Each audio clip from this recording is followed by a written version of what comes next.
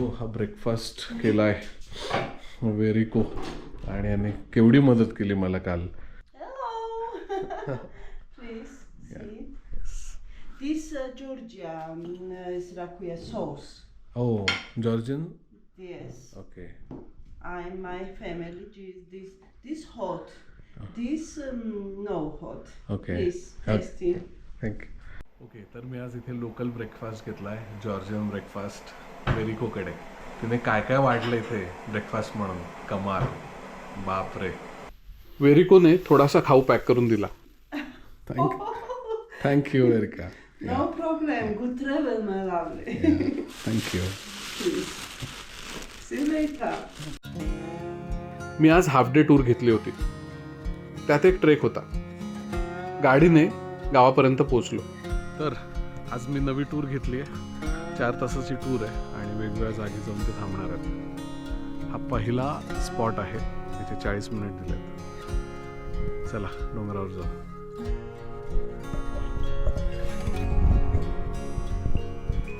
अगदी छोट्याशा पायवाटेने आमचा प्रवास सुरू झाला.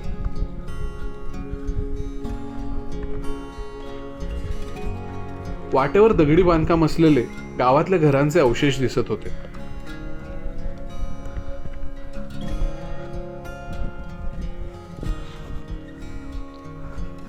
थोडं वर आल्यावर मेंढ्यांचं स्ट्रक्चर आणि दगडी क्रॉस दिसले. ते इथल्या प्राचीन परंपरा आणि धार्मिक श्रद्धेची प्रतीकं आहेत.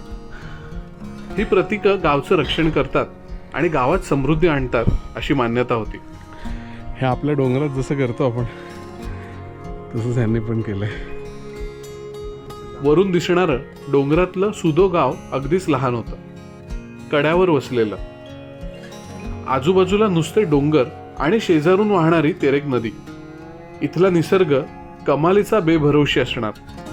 40 मिनिट दिली त्यांनी, 6 मिनिटात वरती आलो.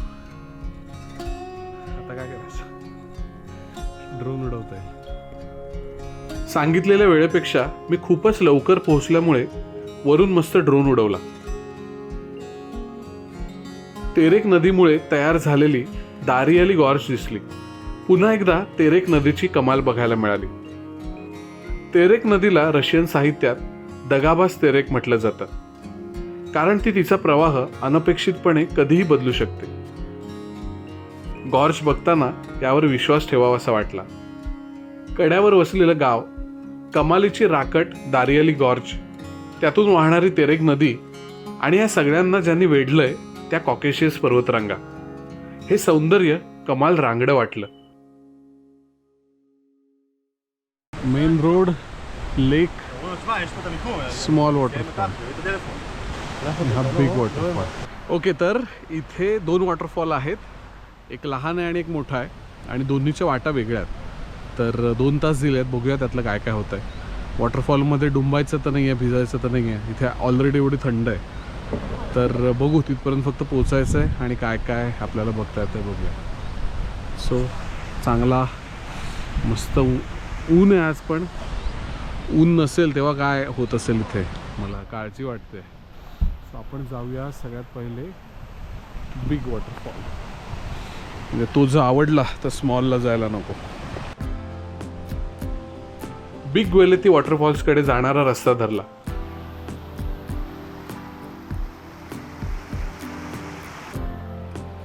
ग्वेलेती म्हणजे सापांचं गाव. वळणावळणांचा सुंदर छोटा रस्ता. वातावरण एकदम शांत होतं.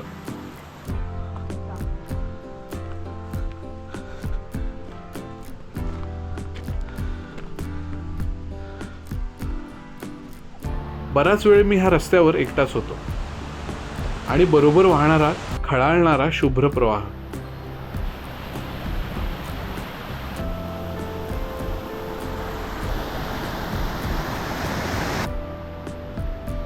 चालावं लागत असलं तरी इतक्या फ्रेश वातावरणात अजिबात थकायला होत नव्हतं. हां, थंडी मात्र जाणवत होती. धबधब्याचा आवाज लांबून येत होता. पिवळ्या पानांच्या झाडांनी वेढलेल्या पायवाटेने आवाजाचा माग काढत चाललो होतो आणि एका पॉइंटला समोर बिग ग्वेलेती वॉटरफॉल दिसला. उंचावरून कोसळणारा धबधबा.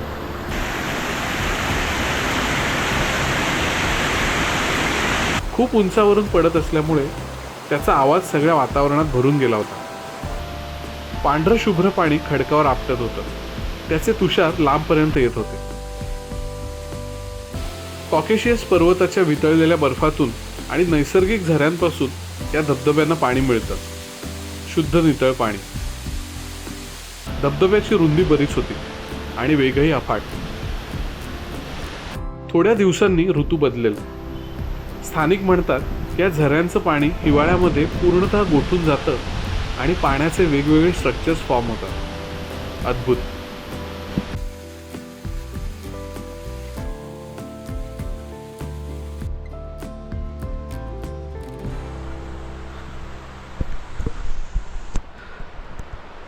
एक वॉटरफॉल बघून दुसऱ्या वॉटरफॉलकडे चाललोय. लाईट मस्त आहे, वातावरण थंडगार आहे, मजा येते.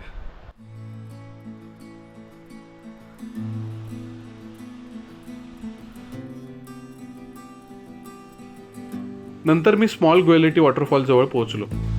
तिथे एक छोटीशी फॅमिली सहलीसाठी आली होती आणि आता ते परत निघत होते.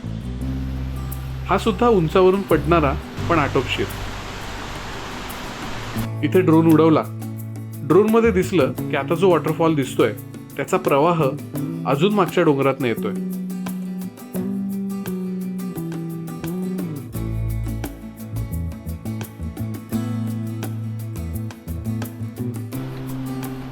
आणि ह्या रस्त्यावर मी खरा ऑटोम अनुभवतोय. सगळीकडे नुसती पिवळी सळसळ. पावसाळ्यात सह्याद्रीमध्ये फिरताना हिरव्याच्या वेगवेगळ्या छटा दिसतात. आज इथे मला कितीतरी वेगवेगळ्या छटांमध्ये पिवळा रंग दिसतोय. फिकट पिवळा, सोनसळी पिवळा, गडद पिवळा, चॉकलेटीकडे झुकणारा पिवळा.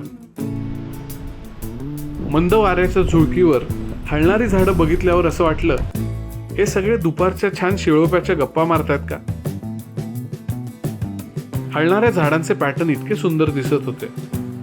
मध्येच त्यांचा 3D इफेक्ट येत होता. निव्वळ मॅजिकल. कितीतरी वेळ तेच बघत राहिलो.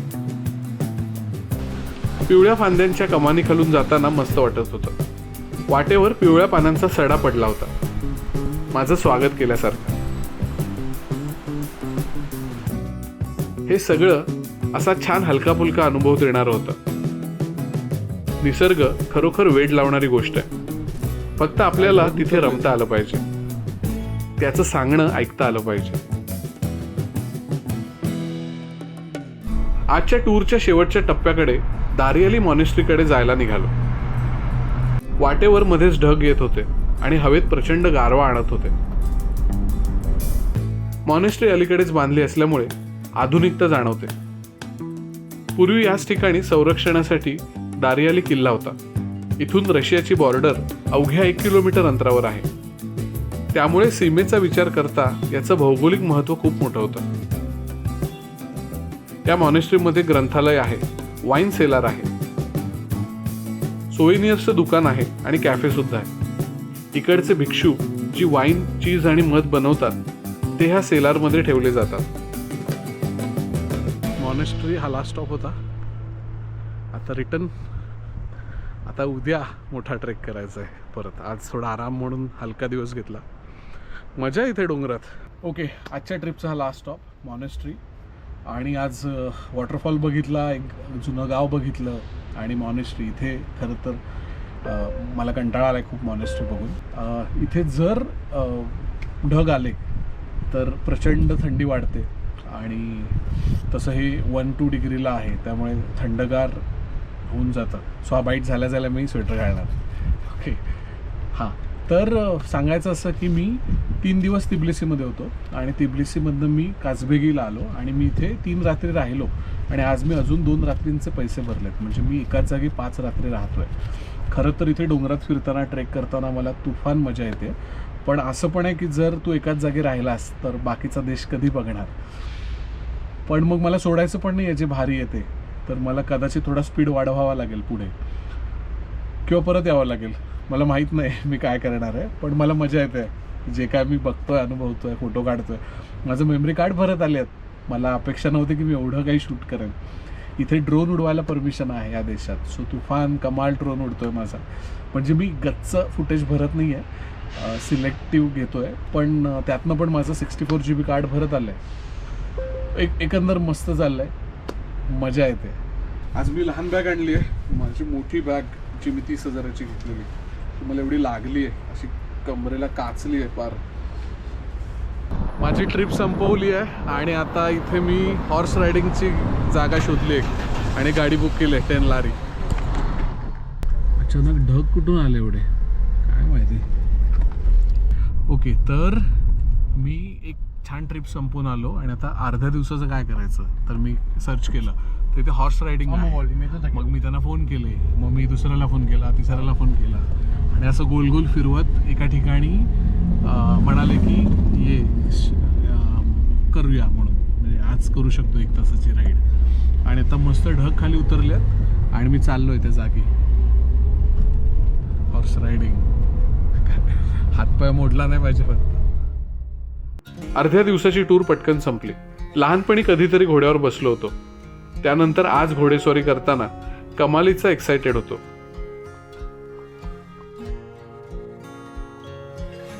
फायनली घोड्यावर बसायची हाऊस जॉर्जिया देऊन पूर्ण केली. कझाकिस्तानमध्ये राहिलेलं आहे घोड्यावर बसायचं. म्हणजे गळ्यात कॅमेरा आहे आणि उड्या नाही मारल्या पाहिजेत फक्त.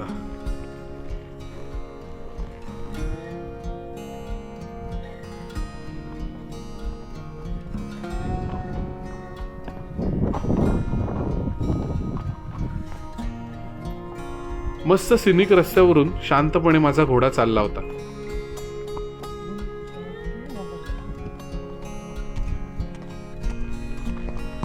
काही वेळाने गाईडने त्याचा कंट्रोल सोडून माझ्या हातात दिला. तो जॉर्जियामध्ये येऊन हॉर्स राईड ची मजा. भारी काळा घोडा सापडला, शांत आहे अजून तरी. हळूहळू आम्ही उंचावर जायला लागलो. आज हवा एकदम बदलत होती. वाटेवर अक्षरशः ढग वाहत होते. खरं तर इथे मी व्ह्यू साठी आलो होतो, पण ढगांमुळे काहीच बघता आलं नाही. गाईडने माझा R8 कॅमेरा घेतला आणि मस्त कॅन्डिड पोर्ट्रेट फोटो काढला. कासबेगीला परत येईपर्यंत संध्याकाळ झाली. समोर डोंगरावर लख्ख प्रकाशात चमकणारं ट्रिनिटी चर्च, मागचा पांढरा शुभ्र कासबेग पर्वत, त्याचा बर्फ अंधारातही चमकत होता. शांत वाटत होतं. बराच वेळ हेच बघत राहिलो.